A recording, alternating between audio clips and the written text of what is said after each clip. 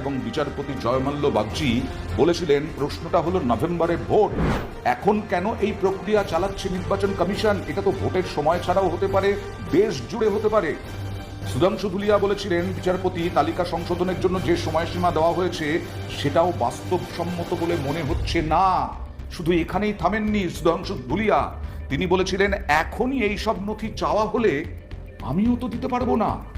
তাহলে নির্বাচন কমিশন কি চাইছে? ইতিমধ্যেই বিহারে প্রায় 1.25 কোটি ভোটারের তালিকা থেকে নাম বাদ গেছে। 1.25 কোটি। রাজনীতি গরম হয়ে গেছে, রাজনীতি গরম হয়েছে, বিরোধীরা এক কাট্টা হয়েছে বিরোধিতায়, বিজেপিও তার সুর চড়া করছে। কিন্তু প্রশ্নটা হলো এখানে যে এত তাড়াহুড়ো কেন? Special revision, special intensive revision, সেইটা নিয়ে হঠাৎ করে এত তাড়াতাড়ি নামতে হলো কেন?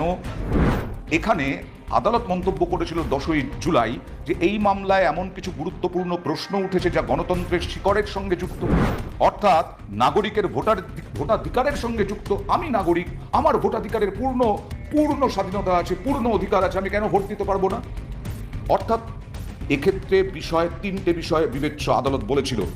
এক, নির্বাচন কমিশনের এ ধরনের নিবিড় সংশোধনী চালানোর ক্ষমতা। 2, সংশোধনী পদ্ধতি এবং প্রক্রিয়া। 3, খসড়া ভোটার তালিকা তৈরির জন্য যে সময় বেছে নেওয়া হয়েছে এবছরের নভেম্বরে ভোট, তাই খুব বেশি সময় নেই। আর নাগরিক আপনি ঠিক করার কে নির্বাচন কমিশনকে প্রশ্ন করেছিলেন বিচারপতি।